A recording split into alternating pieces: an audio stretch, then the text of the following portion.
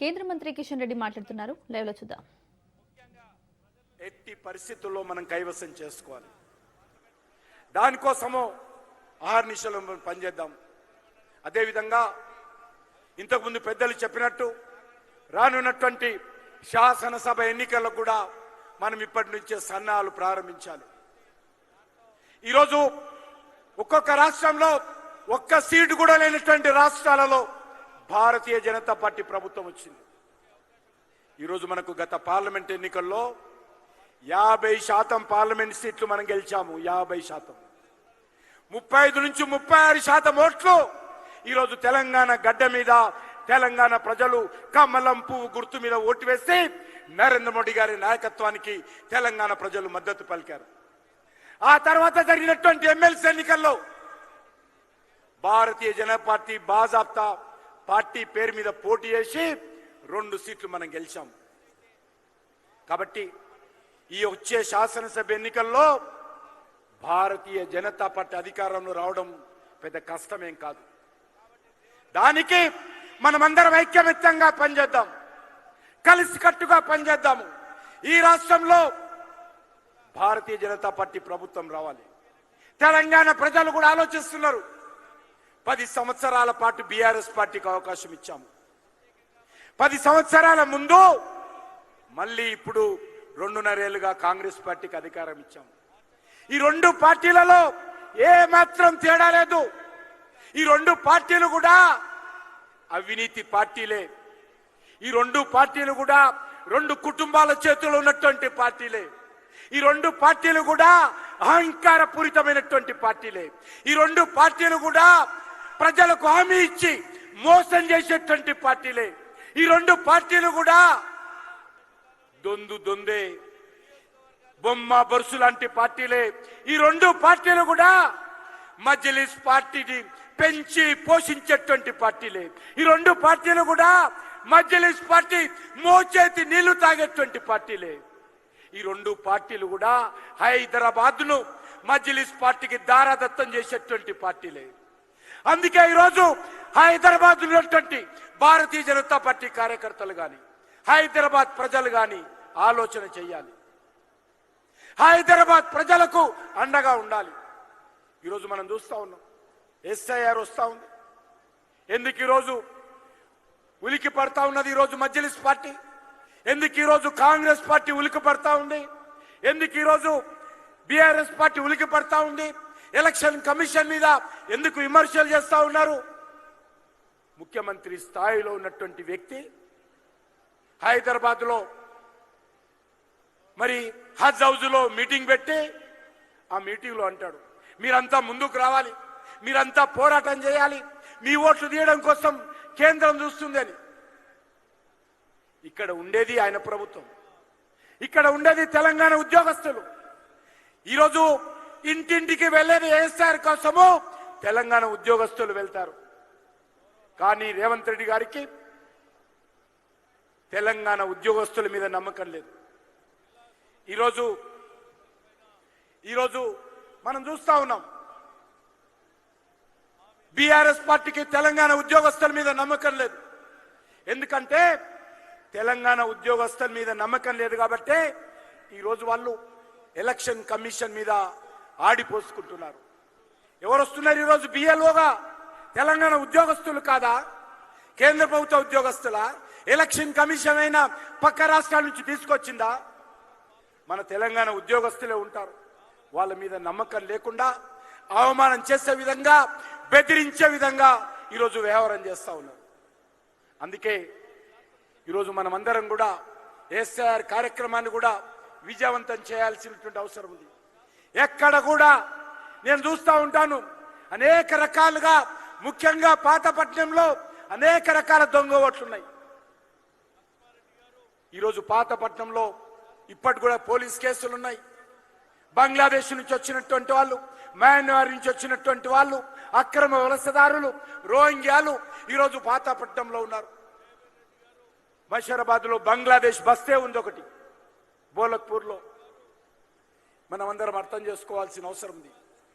ఈ దేశం సంబంధం లేనటువంటి వాళ్ళు భారతీయుడు కానటువంటి వాడు ఏ ఒక్కడు కూడా ఎవడైనా కూడా ఓటర్ లిస్టులో పేరు ఉండడానికి వీల్లేదనే విషయాన్ని ఈ సందర్భంగా మనం చేస్తా ఉన్నాను.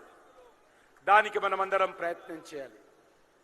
దానికి ఎస్ఐఆర్ తప్పకుండా మనం చిత్తశుద్ధితో కమిట్మెంట్తో మనమందరం కూడా ఈ దేశం కోసం, హైదరాబాద్ రక్షించడం కోసం, ప్రజాస్వామ్యం రక్షించడం కోసం మనమందరం కూడా ఎస్ఐఆర్లో పాల్గొనాలి. మిగతా వాళ్ళలాగా ఎవరు కొమ్ము గాయడం కోసమో, మజ్లిస్ పార్టీ మెప్పు పొందడం కోసమో, మజ్లిస్ పార్టీ మద్దతు పొందడం కోసమో ఎస్ఐఆర్ విమర్శించడం కాదు.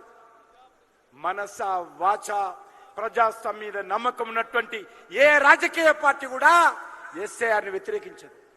ఇంతకు ముందు 7 సార్లు 8 సార్లు జరిగింది కాంగ్రెస్ హయాంలో. ఇది కొత్త కాదు ఎస్ఐఆర్ జరిగేది. ఆ రోజు లేనటువంటి అభ్యంతరం ఈ రోజు కాంగ్రెస్ పార్టీకి ఎందుకు వచ్చిందని అడుగుతా ఉన్నాను. ఎందుకంటే ఆ రోజు కాంగ్రెస్ పార్టీ అధికారంలో ఉంది, వాళ్ళ హయాంలోనే ఎస్ఐఆర్ జరిగింది. మరి ఆ రోజు ఎందుకు మాట్లాడలేదు? మీ ప్రభుత్వమే కదా ఎలక్షన్ కమిషన్ చేసినప్పుడు మీ దగ్గర అధికారంలో ఉన్నది, మీ ప్రభుత్వం ఎందుకు అంగీకరించింది అడుగుతా ఉన్నాను.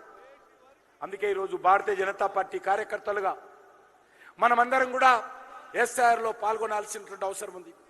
పూర్తి సమయం ఇచ్చి పాల్గొనాలి. ఏ ఒక్క ఇల్లు కూడా వదలకుండా మరి తప్పకుండా బిఎల్ఓతో కలిసి మనము తిరగాలి. మనకు పూర్తి స్థాయి రాజకీయ పార్టీ కార్యకర్తగా అధికారం ఉంది. ఎవరు కూడా అడ్డుకోవడానికి వీల్లేదు. ఏ ఒక్క ఓటు కూడా దొంగ ఓటు ఉండడానికి వీల్లేదు.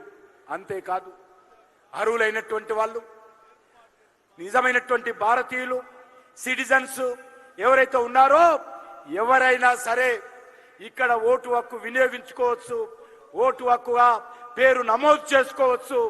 ఎక్కడ రాష్ట్రం ఉన్నా సరే, అది జిల్లాల వాళ్ళైనా ఇతర రాష్ట్రాల వాళ్ళైనా వాళ్ళందరికీ ఒప్పించి మెప్పించి హైదరాబాద్లో ఉన్నటువంటి ప్రత్యేక పరిస్థితుల దృష్ట్యా మీరు మీ ఓటు హైదరాబాద్ లోనే ఆప్ట్ చేసుకోండి అని చెప్పాల్సిన అవసరం ఉంది.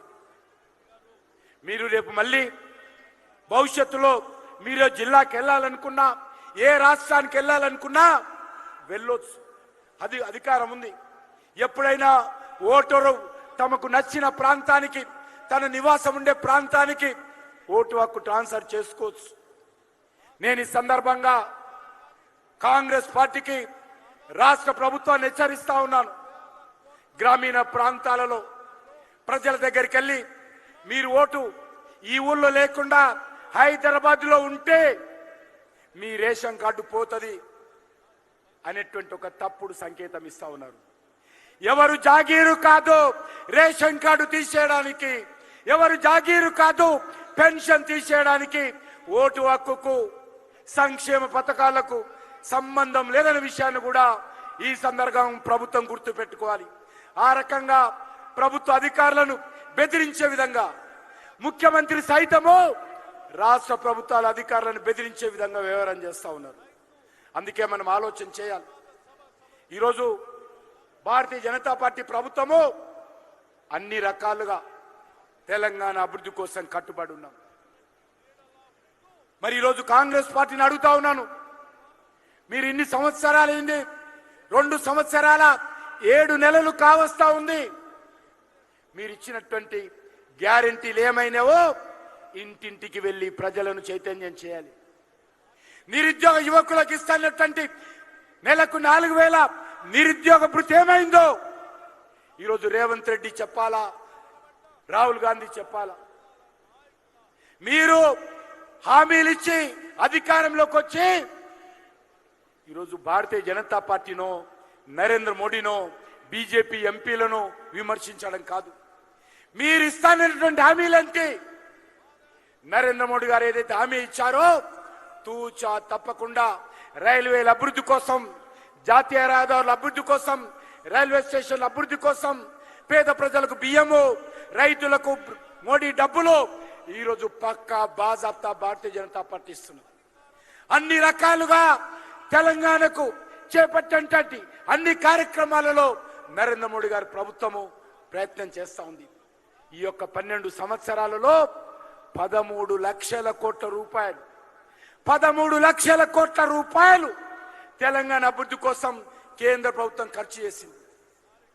మరి వీళ్ళు ఏం చేశారు? 10 లక్షల కోట్లు అప్పు చేశారు.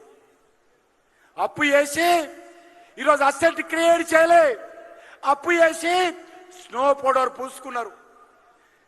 స్నో పౌడర్ పూసుకొని పూర్తిగా వచ్చిన డబ్బులను కూడా ప్రజల మీద భారం మోపి తెలంగాణని ఈరోజు అప్పుల రాష్ట్రంగా మార్చారు.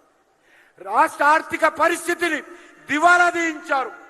రాష్ట్రంలో ఈరోజు ప్రజలు ఏ రకంగా ఇబ్బందులు గురవుతున్నారు నేను మనవి చేస్తా ఉన్నాను. ఇదే పరిస్థితి కొనసాగితే భవిష్యత్తులో గ్రామీణ ప్రాంతాలలో ప్రభుత్వ పాఠశాలలకు 5 సంవత్సరాలకోసారి సున్నం కూడా వేయలేనటువంటి పరిస్థితి ఉంటుంది. ఉన్నటువంటి రోడ్లు గోతులు పడితే ఒక్క రోడ్డు కూడా రిపేరింగ్ చేయించలేనటువంటి పరిస్థితి వస్తుంది. తెలంగాణ రాష్ట్రంలో గ్రామీణ ప్రాంతాలలో ప్రజలు అనేక రకాల ఇబ్బంది పడతా ఉన్నారు. కానీ ఈ ముఖ్యమంత్రికి ఏ మాత్రం పట్టింపు లేదు.